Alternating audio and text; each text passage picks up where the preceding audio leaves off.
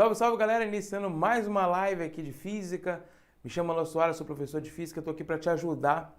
Aí você que almeja o sonho de vestir a farda da EA, da Escola de Especialistas de Aeronáutica. Sejam todos bem-vindos a mais essa transmissão que o AlphaCom faz para você, levando conteúdo de forma gratuita para você, tá? Conteúdo de qualidade. Estou aqui para te ajudar. Então você que está aqui nessa live, você que já está presente aqui aguardando essa transmissão, eu consigo acompanhar tudo que vocês escrevem aqui no chat, no bate-papo aqui do YouTube. Então você que tem a sua dúvida, só jogar aqui que em algum momento eu vou estar respondendo você o mais breve possível. E você que já está aqui, compartilha essa live nos grupos aí do WhatsApp, Telegram, Instagram, joga nos Stories, Facebook, compartilha muito, convida a galera lá para participar dessa aula, para levantar esse link para a galera, beleza? Então você que está chegando aqui, fique à vontade, estou aqui para te ajudar com física na EA, tranquilo? Antes de mais nada, queria agradecer aqui a presença dos monitores, tem um Kleder, temos também, por enquanto só o Kleder Matos ajudando a gente aqui na transmissão. Show de bola, gente? Beleza? Nossa aula de física, Operação Papiro, tem como objetivo pincelar alguns conteúdos de física com base em questões, tá? Das mais diversas possíveis, como mecânica, magnetismo, eletrodinâmica. Então, vamos aí fazer essa revisão bem bacana. Primeira questão está dizendo o seguinte: uma mola feita de material isolante elétrico e com comprimento natural de 1 metro é distendida em 2 centímetros. Então, olha só, se ela é distendida, isso significa que ela sofreu uma deformação. Então, isso aqui pra gente, ó, significa deformação. Então, nós estamos falando aí de força elástica, né? Quando são fixadas duas cargas pontuais nas suas extremidades, adote a constante eletrostática do vácuo, né, que é aquela famosa constante 9 vezes 10 a nona, e despreze os efeitos gravitacionais, sabendo que esses corpos possuem cargas de intensidades iguais a 2 microcoulomb e 6 microcoulomb.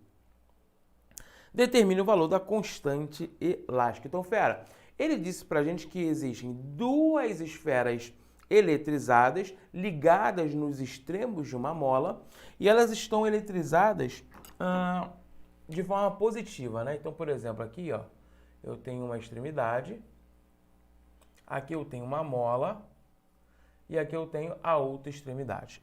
Ele disse pra gente que nessa extremidade nós temos uma esfera, vou colocar essa aqui como 6 microcoulomb.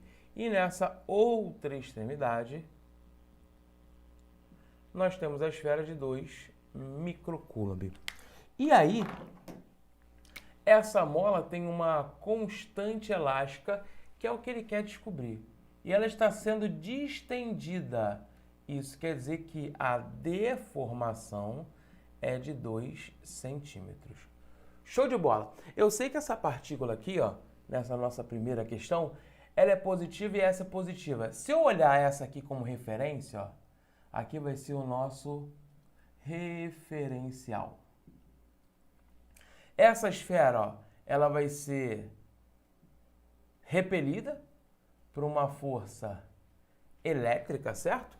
Essa partícula vai repelir essa com uma força elétrica de repulsão. E nós vamos ter também aqui, ó, uma força elástica.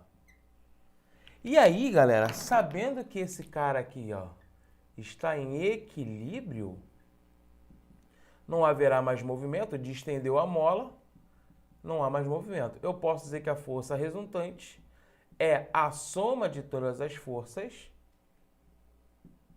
igual a zero. Aqui a gente está falando do princípio da primeira lei de Newton, né? A lei da inércia.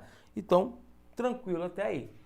Eu posso, então, dizer que essas duas forças são iguais, ó.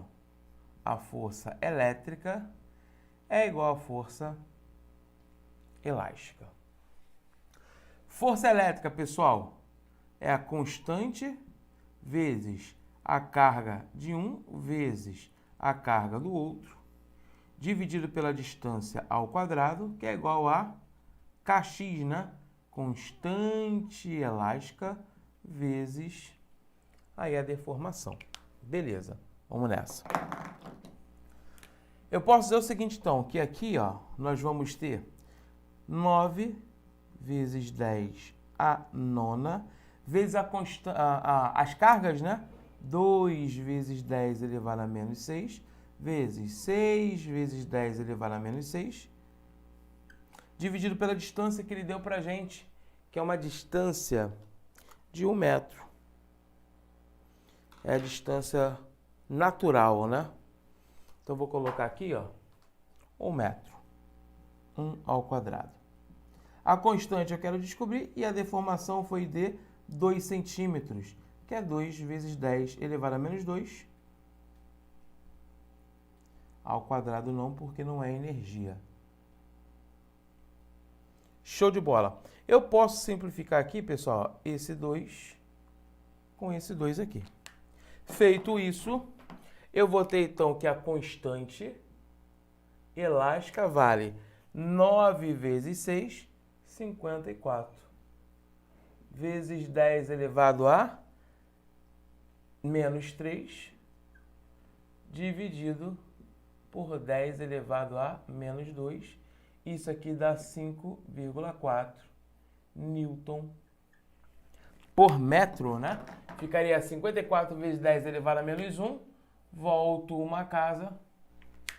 5,4. Com isso, marcamos.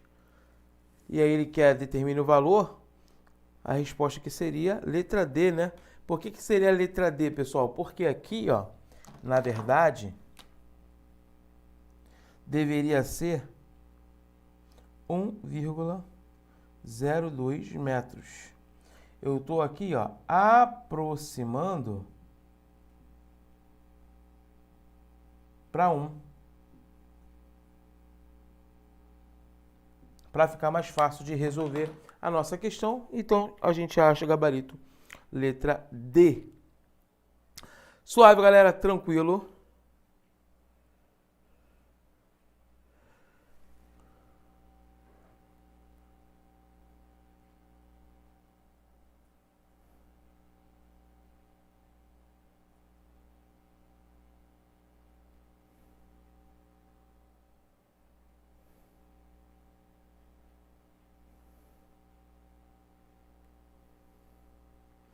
Vamos que vamos. Próxima questão.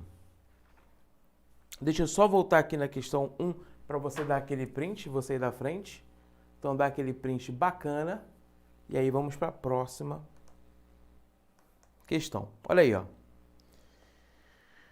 Um cientista elabora um modelo constituído de uma polia dupla, conectada a um plano inclinado fixado no solo, que forma um ângulo de 30 graus. Então, aqui, ó, esse ângulozinho aqui, pessoal, ele é de 30 graus. Deixa eu colocar aqui, ó, de preto. Talvez fique mais fácil de ver. Tá aí. 30 graus. Com horizontal, uma corda liga o corpo no plano inclinado à parte interna da polia dupla, ao passo que o corpo sustentado pela corda vertical está fixado à parte externa. Desconsidere o atrito entre as superfícies e assuma que as polias sejam ideais. O corpo pendurado possui uma massa de 10 kg. Então, esse corpinho aqui, ó, deixa eu colocar de vermelho, ele tem 10 kg. E o raio do disco maior é o dobro do raio do disco menor. Desconsidere o atrito entre as superfícies e assuma que as polias sejam ideais, tá? E aí, vamos lá, qual o valor da massa do corpo que está em repouso no plano? Então, esse cara aqui está em repouso, ó. Esse cara tem aqui uma força peso. Aqui, ó, tem uma força normal. E aqui tem a tensão no fio, né? A gente já sabe que esse peso vai sofrer deformação, né? Vai sofrer decomposição, né? No eixo X e no eixo Y. E aqui é o peso desse cara e aqui é a tensão, que é a mesma lá do outro lado. Então veja, se o cara está em equilíbrio,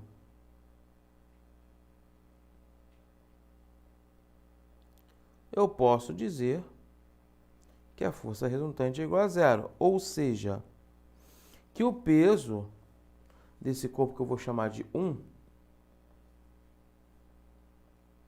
é igual ao peso do corpo que eu vou chamar de 2, mas no eixo X, né? Então o peso vai ficar M1G. O do outro vai ficar M2G, só que seno de 30 graus. Posso aqui, ó, simplificar as massas. M1 é 10. 10 é igual a M2 vezes seno de 30, que é 1 sobre 2, né? Ou seja, M2 vale 20 quilos. Com isso, marcando o gabarito, letra D. Aí você lembra, pessoal, que aqui, ó, a gente vai ter o peso no eixo X e aqui o peso no eixo Y, né? Desse corpo que a gente chamou de 2. Suave, pessoal? Tranquilo? Então, senta o dedo aí no print.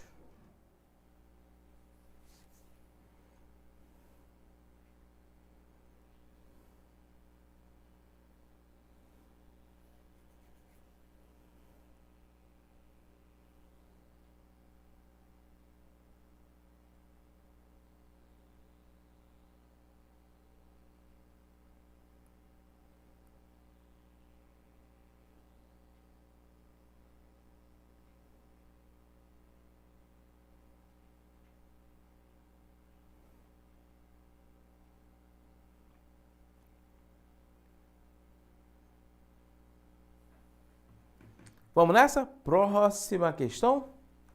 Próxima questão está dizendo o seguinte. Deixa eu só melhorar aqui o slide.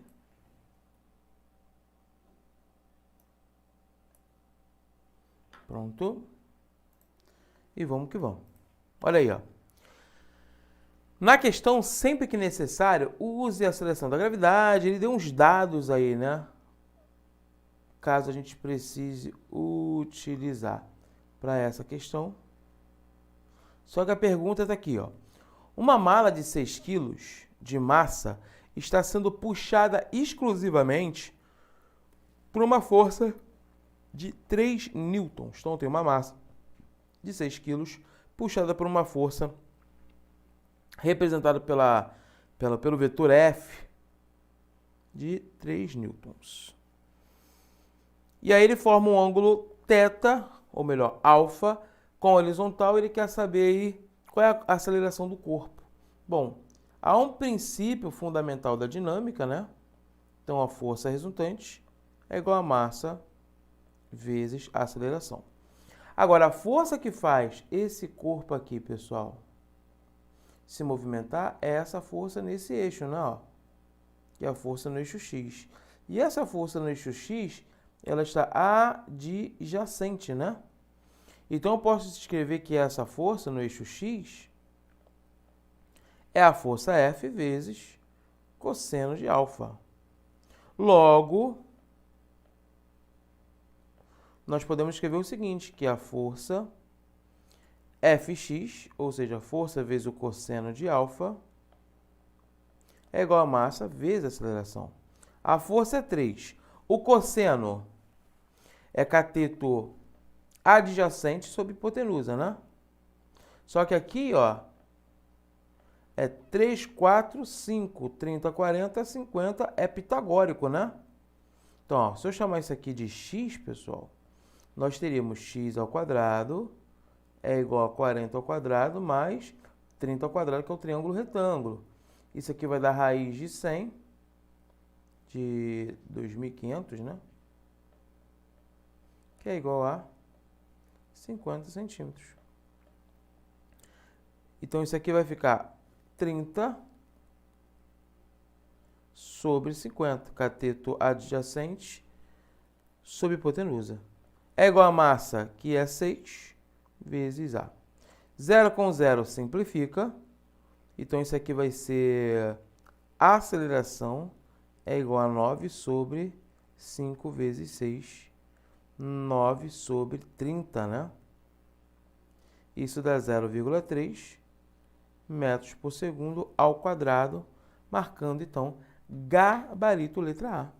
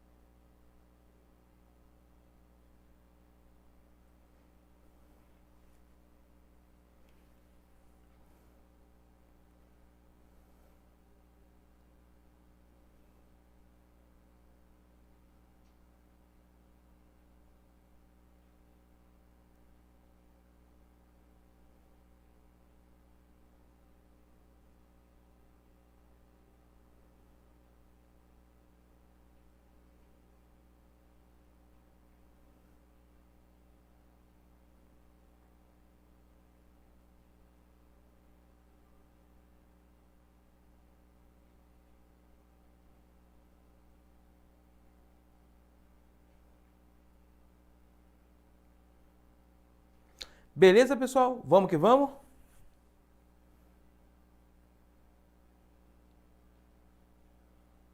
Próxima questão.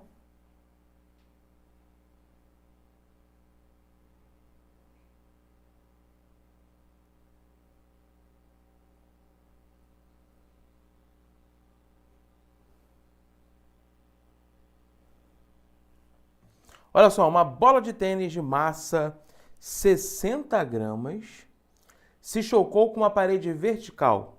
O gráfico representa a força em função do tempo exercida pela parede sobre a bola, no qual Fm é o valor médio da força no intervalo de tempo entre 0 e 0,02 segundos. Sabendo que a velocidade da bola imediatamente antes da colisão era perpendicular à superfície, e o valor era de 20 metros por segundo, então a velocidade inicial, 20 metros por segundo, e que após a colisão continua perpendicular à parede, é correto afirmar que a velocidade da bola é metros por segundo imediatamente após, então ele está querendo saber a velocidade após a colisão, e que a força média é de 114 newtons, tá? E que a massa tem 60 gramas, né? Tem que dividir isso aí por 1000. Fera, olha só para essa dica que eu vou colocar aqui para você. É uma dicasinha de colisão, ó. Colisão. Você vai ver isso lá em impulso. Lá em impulso e quantidade de movimento, tá? É um tópico exclusivo de impulso e quantidade de movimento. Então imagina o seguinte, ó. Aqui eu tenho uma esfera, uma bolinha de tênis, tá, ó. Uma bolinha de tênis que possui uma velocidade V0, né? Uma velocidade inicial. E aí o que vai acontecer? Mais à frente aqui, ó, a gente tem uma parede, um anteparo, tudo bem? Vamos colocar aqui como anteparo. O que vai acontecer? Essa bolinha, ó, ela vai se chocar, ó, com a parede. Aqui, ó, acontece o que a gente chama de colisão. Ok? Não sei se essa colisão vai ser totalmente elástica, parcialmente elástica. Eu só sei que depois dessa colisão, ela vai possuir uma velocidade v no sentido contrário, tá? Eu tenho que traçar aqui uma referência, pessoal. Se eu colocar o referencial para cá, ó, aqui é a minha reta referencial, que é para seguir o mesmo sentido após a colisão. Você vai lembrar que o impulso é igual à variação da quantidade de movimento, né? O teorema do impulso, né? E que o impulso é força vezes o tempo, que é igual a mv menos mv0. Só que, se a minha referência está indo para a esquerda, é contrário a essa velocidade. Então, essa velocidade ficaria negativa. Menos com menos, mais, então, a força vezes o intervalo de tempo é igual a mv mais mv0. Daqui, ó, eu consigo responder a nossa questão, porque ele deu pra gente a força, deu o tempo e deu a massa, quer saber a velocidade final. Então, eu posso escrever o seguinte, ó, que a força vezes o tempo é igual a massa vezes a velocidade, mais massa vezes a velocidade inicial. A força, 114. O tempo é 0,02, né? Que é o tempo total aí, de 0 até 0,02. É igual a massa. Posso colocar a massa em evidência, né? 60 vezes 10 elevado a menos 3, dividir por 1000, vezes V mais 20, né? E aí eu já posso até fazer aqui, ó, uma distributiva, né? Isso aqui pra gente vai dar 114 vezes 0,02 dá 2,28.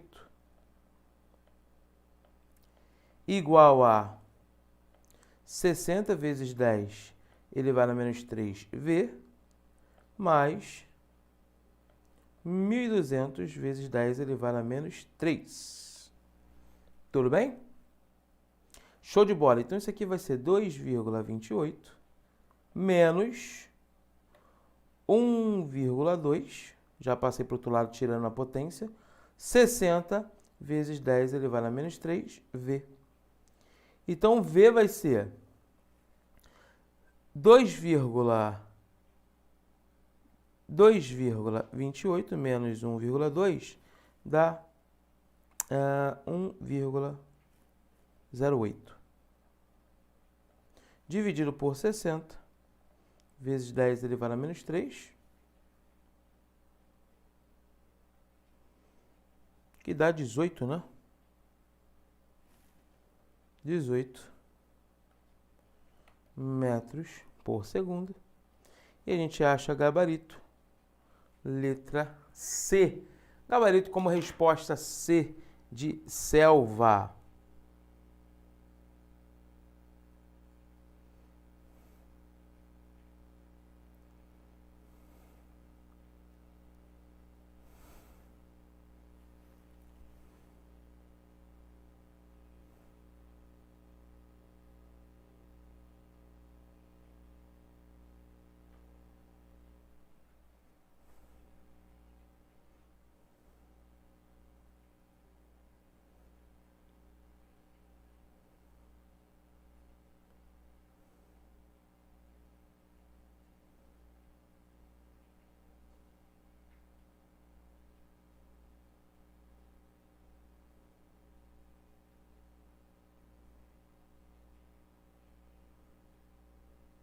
Vamos nessa? Próxima questão? Olha aí, próxima questão, pessoal, sobre ondulatória. Olha só, a figura mostra um diapasão, um instrumento metálico, que ao ser golpeado, emite umas ondas sonoras com frequências correspondentes a determinada nota musical. Quando se aproxima um diapasão vibrando das cordas de um instrumento afinado, a corda corresponde à nota emitida pelo diapasão. Olha só, quando a gente golpeia esse diapasão, ou seja, aplica uma força, o que vai acontecer é o seguinte, esse diapasão, ó, vai criar oscilações, ondas mecânicas, que no caso são chamadas de sonoras. Aí, por exemplo, 440 Hz, sei lá, correspondente à nota musical Mi. Tá? Você não precisa saber disso. Mas lá, Mi. Quando eu aproximo o som desse diapasão em uma corda de violão, a corda de violão vai começar a tentar ressoar essa nota. Então, há um fenômeno de excitação aí, né? Então quer dizer que o fenômeno relacionado é uma ressonância. Através da ressonância, a gente consegue, com o diapasão, afinar um determinado instrumento musical, cara. Difração é contorno de obstáculo. Interferência é a superposição de ondas. Dispersão é espalhamento das ondas. Reverberação é bem próximo do eco, é quando você está em um ambiente muito fechado e você consegue perceber que o som está amplificado, ou seja, quando você está lá no banheiro e começa a cantar e você se acha um excelente cantor, porque há uma grande reverberação, porque as paredes lá do boxe, do seu banheiro, são bem próximas.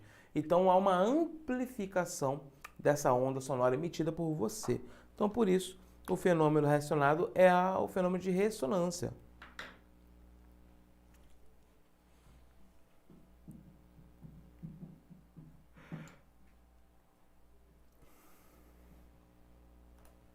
Bora para a próxima. Olha, uma aspira condutora e circular está fixa, suspensa por uma haste isolante rígida. Na posição representada na figura, o ímã em forma de cilindro, com seus polos magnéticos norte e sul, move-se em linha reta a partir do repouso no ponto A. No instante t igual a 0 até o ponto B, onde para novamente no instante t2. A velocidade máxima do ímã entre os pontos A e B é atingida no instante t1. O gráfico indica a velocidade escalar do ímã em função do tempo entre os instantes t0 e t2. Pessoal, o que está acontecendo aqui? Ó? Há um fenômeno muito interessante que é explicado lá por Lenz, por Faraday. Você sabe que o magnetismo ele era estudado separadamente da eletrostática, porque não achava-se uma relação entre essas duas ciências. Mas um cara chamado de Oersted percebeu que não, que existia uma relação, né? Então imagina o seguinte, ó, eu tenho aqui, ó, uma espira, tá? Uma espira metálica, condutora, e aí nós temos aqui um ímã, tá? Um grande ímã. E aqui nós temos o polo norte desse ímã. Polo norte desse ímã. E esse ímã está se aproximando com uma velocidade tal. E você sabe que do polo norte liberam linhas de campo magnético, né? Ou seja, essas linhas de campo magnético vão adentrar essa espira, ao interior da espira. Se ela vai adentrar, essa espira ela vai ser, ela vai estar mergulhada no campo magnético, ela vai começar a ter uma corrente induzida. Então lembra, regra da mão direita, os 4 dedos aqui é o dedo do campo, o dedo da corrente. Então, ó, o campo está entrando. Então, se você pudesse pegar aqui, ó, esse cara, é como se fosse mais ou menos o seguinte. Deixa eu ver se eu consigo pegar aqui um fio que facilita muito o seu entendimento. Então imagina o seguinte, olha, para você entender bem esse fenômeno de magnetismo, o campo está entrando, né? Aqui, ó. E aí vamos supor que isso aqui seja a nossa espira. Isso aqui, ó, seja a nossa espira, tá vendo? Ó, espira. Quando o campo entra, eu estou pegando a espira assim, ó. Olha o meu dedo. O meu dedo é da corrente. O meu dedo, ó, vai fazer isso, ó. Então, ó, o campo entra e faz isso, ó. Entra e sai. Então, aqui, ó, o campo está entrando, pontinho. E aqui o campo está saindo, ou melhor, entrando é X, né? E saindo é pontinho. É como se fosse uma flecha. A flecha está indo para você, é um pontinho. E aqui é o sentido da corrente. Tudo bem? Beleza, né?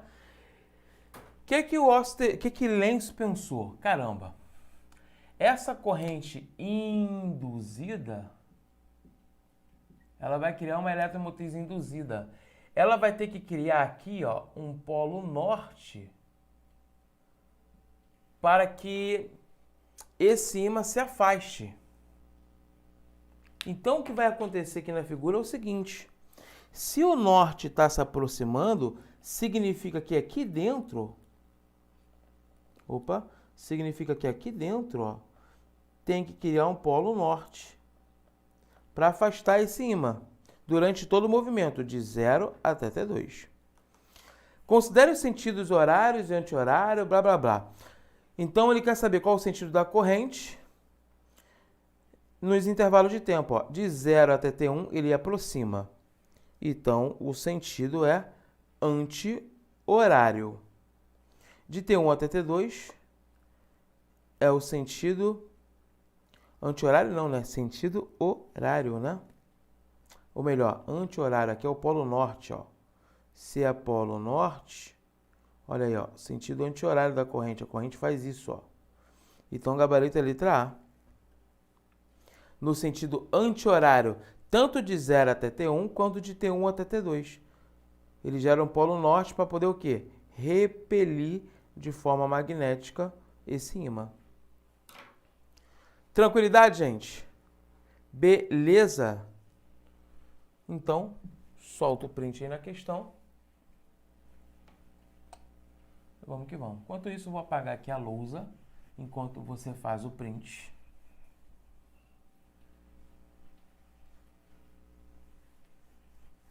E vamos para a próxima questão.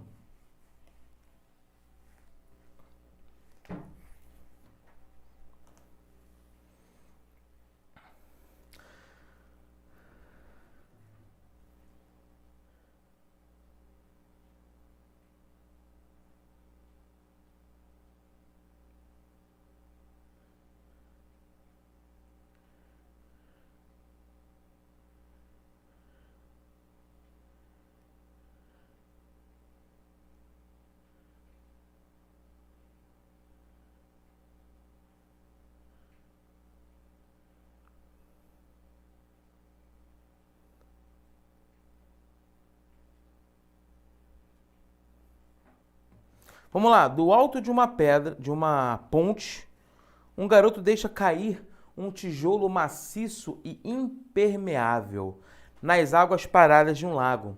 Ao chocar-se contra a superfície da água, o tijolo não se parte e afunda verticalmente até parar no fundo do lago. À medida que afunda, a densidade do tijolo e o módulo do empuxo exercido pela água sobre ele são, respectivamente, galera, densidade. Se o tijolo é impermeável, isso quer dizer que ele não vai ser encharcado. A massa vai ser, então, constante. O volume também é constante, ele está o tempo todo dentro da água. Então, e não muda. Então, a densidade é o quê? Constante. O empuxo, pessoal, só você escrever a fórmula. Empuxo não é a densidade do líquido, que permanece constante. Não é a gravidade, que permanece constante. É o volume do corpo imerso, que é o mesmo no momento que ele entra aqui, ó, até o momento que ele chega no solo, lá do lago, né? Então, também é constante. Então, tanto a densidade quanto o empuxo são grandezas aí constantes, não mudam, independente da altura que estiver o tijolo dentro do líquido, né?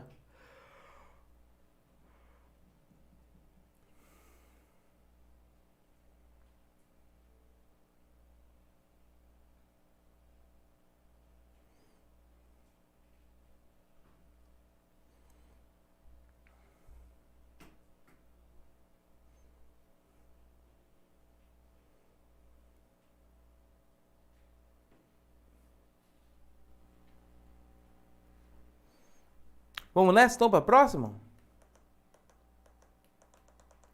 Próxima questão na tela, circuitos elétricos. Bora que bora.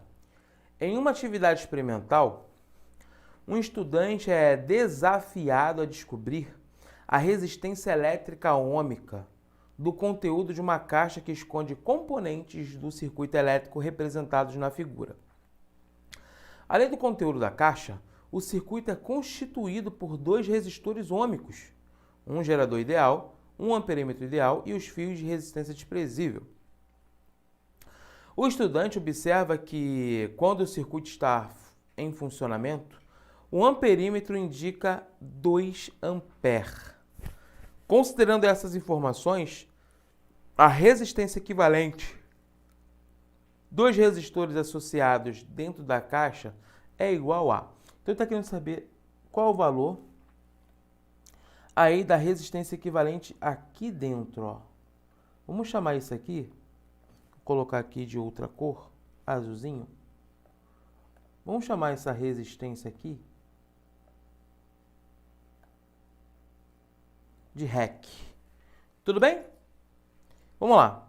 Ele disse pra gente que o circuito aqui libera 2 amperes, passam 2 amperes no amperímetro. Isso significa que passa 2 amperes no resistor de 6 aqui, né? Ó. Esse resistor aqui de 6, ó, recebe 2 amperes. Ah, então, professor, muito fácil. Eu sei, então, que esse cara está usando 12 volts de 36. Show de bola. Então, esse terminal aqui, ó, também é chamado de A e esse terminal aqui também é chamado de B. Isso quer dizer que a diferença de potencial entre os terminais A e B é o restante, que no caso é 24 volts. Show de bola. Beleza? Tranquilo? Bom, se eu sei que o resistor aqui de 30, né, esse cara de 30, tá ligado numa DDP de 24, eu posso calcular a corrente nele, ó. A DDP AB é igual a R vezes I, ou seja, 24 é igual a 30 vezes I. Então, I vale 0,8 ampere. Então, nesse cara aqui, ó, passam 0,8 ampere. Então, em cima tem que passar quanto? 1,2 ampere, que é o restante para chegar em 2 ampere.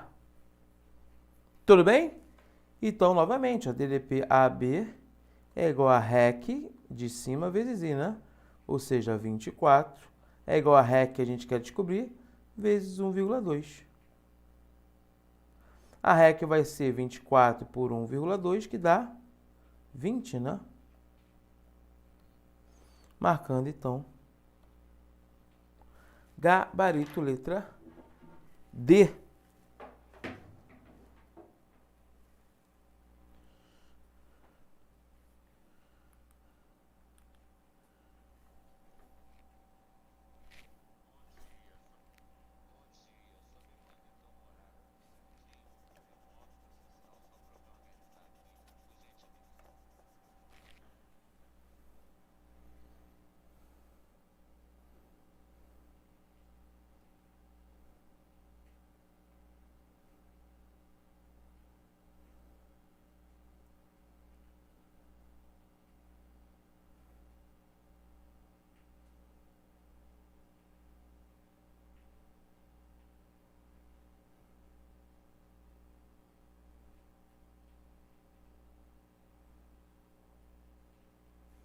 Vamos nessa então para a próxima questão? Mais uma aí de magnetismo. Está dizendo o seguinte, pessoal. A figura mostra um solenoide colocado sobre a superfície horizontal, ligado a uma bateria e visto de cima para baixo. O campo magnético gerado por esse solenoide será semelhante ao de um ímã, em forma de barra, também sobre uma superfície horizontal e vista de cima para baixo, certamente representada por... Pessoal, ele deu pra gente o seguinte, ó. Nós temos aqui um fio, tá?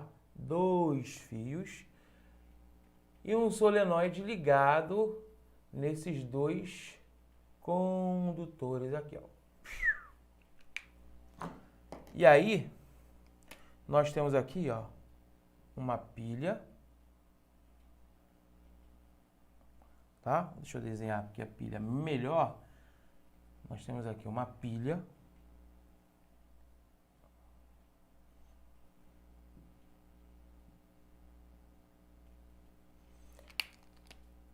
Onde, nesse caso, a gente tem aqui o polo positivo e aqui o polo negativo.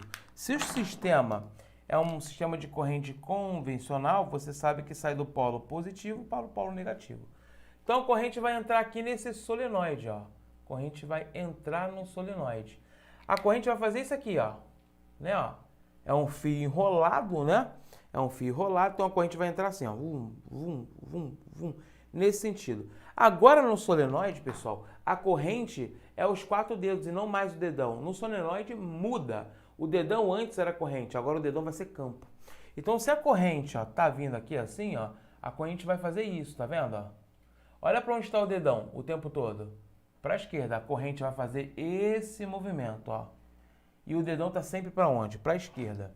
Então, se a corrente tem esse movimento, o campo tem esse movimento aqui. Ou seja, as linhas de campo saem desse ponto e entram aqui, ó, né? Entram aqui e saem aqui. Se isso acontece, isso aqui seria um ímã, onde aqui é o polo norte e aqui é o polo sul, né? É o polo norte que sai as linhas de campo, né? Então, nesse caso, norte e sul só pode ser gabarito letra C.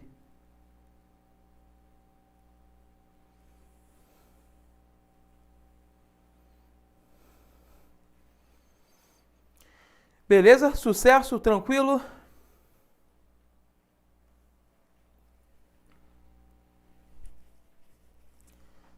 Vamos então para a próxima questão? Vamos lá, próxima questão na tela, olha aí. Hein? A figura representa o esquema de ligação dos faróis de um automóvel. A bateria do veículo, o circuito é constituído por duas lâmpadas de 12 volts 60 watts. Cada uma chave de acionamento e um fusível de proteção, ambos de resistência desprezíveis e os fios de ligação e conectores também ideais. Se os dois faróis estiverem acesos, das opções indicadas nas alternativas, aquela que corresponde à menor amperagem do fusível capaz de proteger esse circuito é. Então aqui, ó, nós temos o farol 1 e o farol 2 que estão ligados em paralelo, né? Porque olha só, esse ponto aqui, ó, vou chamar de ponto A, e aqui é o ponto B. Note que o ponto A e o ponto B faz com que os dois faróis estejam em paralelo, tá ok? Bom, se as lâmpadas possuem 12 volts 60 watts, eu posso dizer que a potência, deixa eu botar aqui de outra cor, a potência é tensão vezes a corrente, né? 60 igual a 12 vezes I, né? Então, nós vamos ter que a corrente é 60 sobre 12. A corrente é de 5 amperes. Ou seja, passa aqui, ó, 5 amperes, passa aqui 5 amperes. Então, aqui, ó, vai passar uma corrente de 10 amperes, tá? Chave de acionamento, no fusível, enfim. Se os dois faróis estiverem acesos, das opções indicadas nas alternativas, aquela que corresponde à menor amperagem do fusível capaz de proteger esse circuito, a menor para proteger o circuito é a letra E, né? Porque se eu colocar 12, dá ruim. Porque se eu colocar 12, vai passar 6 amperes aqui e aqui. O que vai acontecer com a lâmpada? Vai queimar. Então só pode ser letra E, né? Porque a corrente máxima, a corrente total, né? A corrente equivalente, ela vai ser de 10 amperes. Não pode passar disso. Então, o fusível tem que ter uma proteção de 9, né? O menor possível, né? Show de bola, gente? Então, solta o dedo no print aí. E vamos que vamos.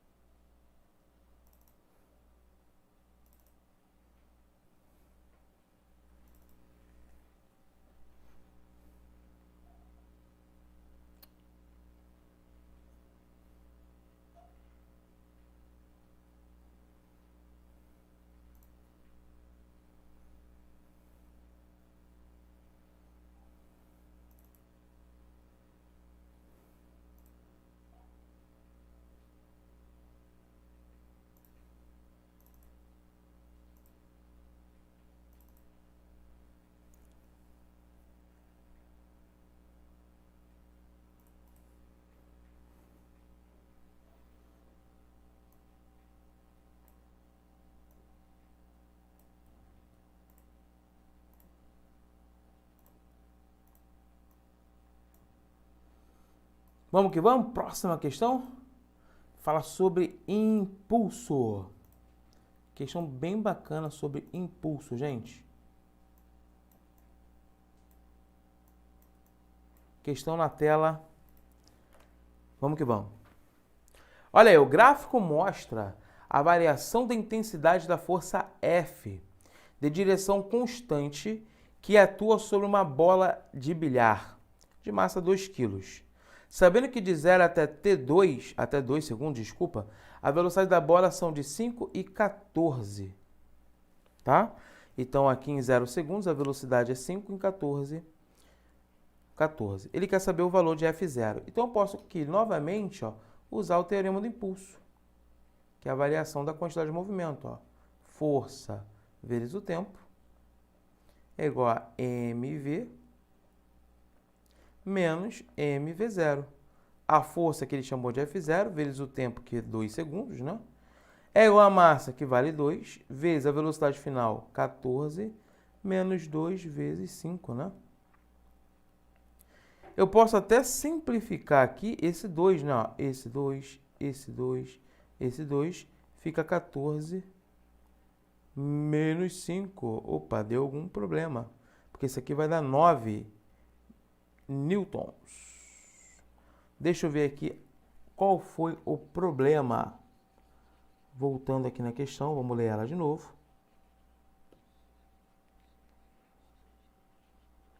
Ele falou para a gente o seguinte: o gráfico mostra a variação da força. Eu posso falar, então, que o impulso é igual à área, né? A área do trapézio, a gente teria aí, ó, 1 mais 2 vezes a força F0 sobre 2, né? Então, o impulso vai ser 3F0 sobre 2. Aí vai dar certo, né? Porque isso aqui é a mesma coisa que mv menos mv0, né? Então, 3F0 sobre 2 vai ser igual a 2 vezes 14 menos 2 vezes 5. 3F0 vai ser igual a 9, 18, 36. F0 é igual a 12 newtons. Aí vai dar certo, né?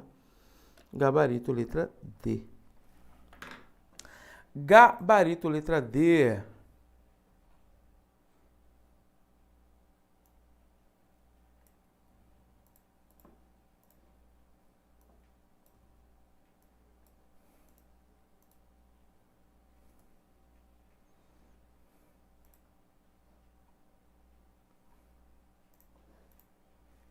Solta o dedo no print e vamos que vamos.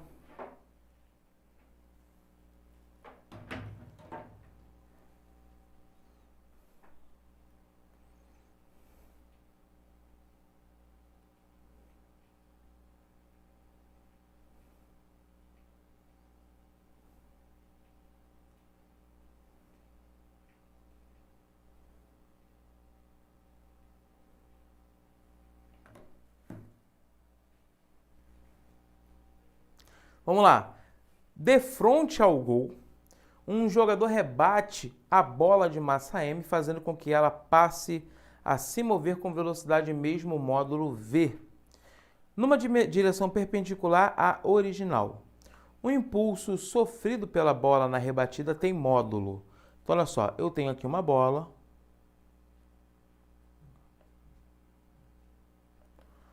Essa bola tem uma massa m.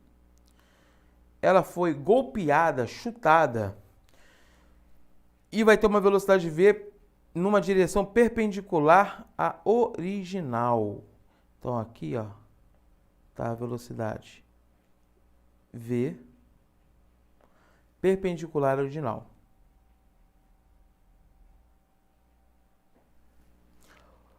O impulso sofrido pela bola na rebatida tem módulo. Então, ó, o impulso é igual a força vezes o tempo, o que é igual à variação da quantidade de movimento. Então, veja, a variação é a quantidade de movimento final menos a inicial. Só que a inicial é zero, estava parada, né?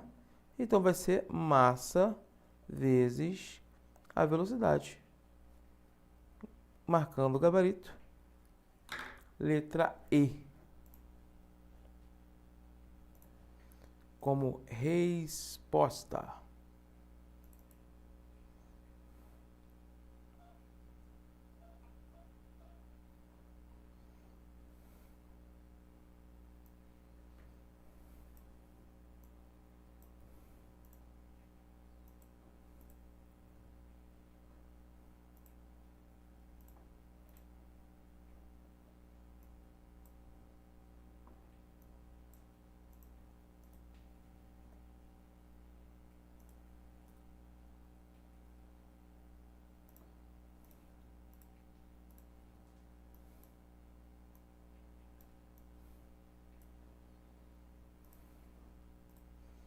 Partiu então, próxima questão? Próxima questão na tela aí, gente. Vamos lá. Um corpo de 100 newtons, um corpo de peso 100 newtons, então esse cara aqui, ó, tem uma força peso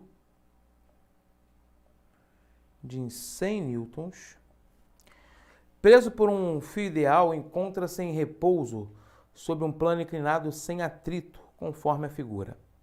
A força de tração no fio e a força de compressão que o corpo exerce sobre o plano tem intensidade. Se ele quer saber aqui, gente, ó, a tensão, e ele quer saber também a força que ele faz no plano, que nada mais é que a reação normal, né? E a reação normal se cancela com PY. E a tensão, ó, com a PX. Então, se eu descubro a PX, eu estou descobrindo a tensão, já que esse cara tem equilíbrio. mg seno de θ. Então, a Px vale a massa e a gravidade é 100. O seno de θ é 0,8. Então, isso aqui dá 80 newtons. Então, já descarto letra A, letra B, D e E, marcando o gabarito letra C. Mas vamos lá para a normal. A normal é PY, ou seja, 100 vezes 0,6. A normal vale 60 newtons, realmente confirmando que o nosso gabarito é letra C.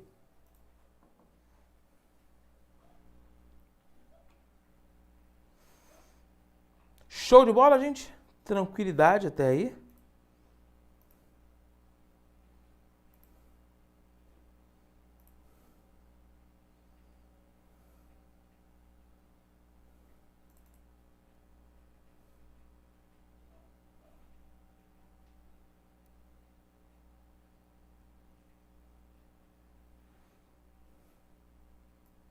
Vamos lá para mais uma questãozinha?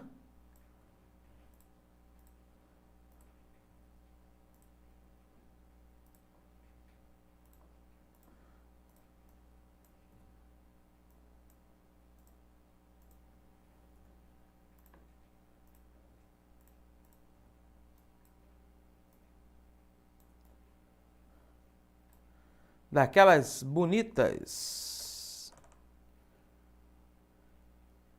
Deixa eu voltar aqui.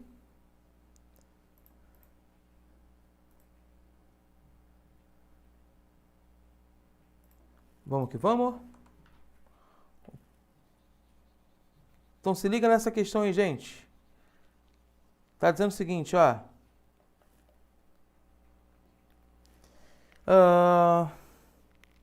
Um projeto de massa 20 gramas atinge um bloco de massa 480 gramas que está apoiado sobre uma superfície horizontal, sem atrito, encostado numa mola de constante elástica 2 vezes 10 elevado a 4.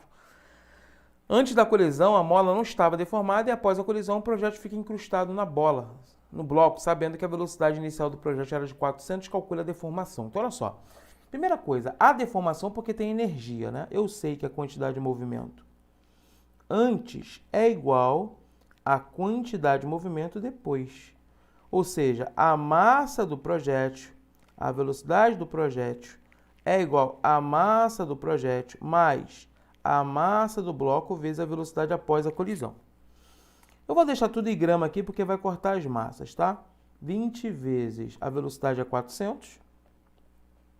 Aqui vai ficar 20 mais 480 vezes V'. Aqui nós vamos ter 8.000 igual a 500 vezes V'.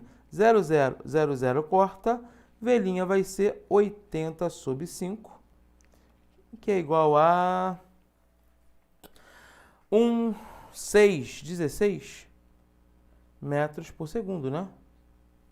Opa, agora eu posso dizer que a energia cinética é igual à energia elástica. Ó. 1 meio de mV' ao quadrado é o meio de kx ao quadrado. Meio por meio vaza. A massa é 0,5, né? Porque não dá 500 gramas. Os dois juntos. Passei para quilo. 16 ao quadrado é igual a constante que vale 2 vezes 10 à quarta vezes deformação ao quadrado. Bom, 16 ao quadrado dá 400 e alguma coisa? 256, né? Que dá 128, então, né? É igual a 2 vezes 10 à quarta x ao quadrado. X é a raiz de 64 sobre 10 à quarta, né? Que dá 8 sobre 10 ao quadrado, que dá 0,08 metros ou 8 centímetros, marcando o gabarito letra D.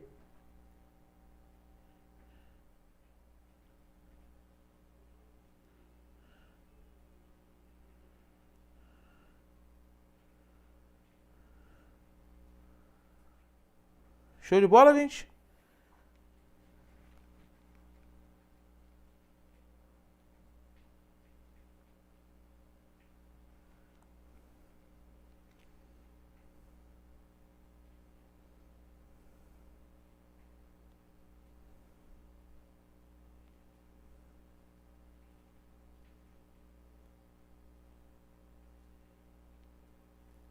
Suave na nave, galera? Tranquilo? Então, chegamos aqui no final da nossa transmissão Papiro EA. Espero que eu tenha conseguido te ajudar nessa caminhada rumo à aprovação na EA. Você que está nesse papiro, na prova agora do dia 14 de novembro, acabou de sair aí o local de prova. Fica aqui com o AlphaCom, muito conteúdo bacana de graça para potencializar os seus estudos. Fique atento aí a Black Friday do AlphaCom, que está imperdível, sensacional. Galera, tamo junto, rumo ao topo, até a próxima.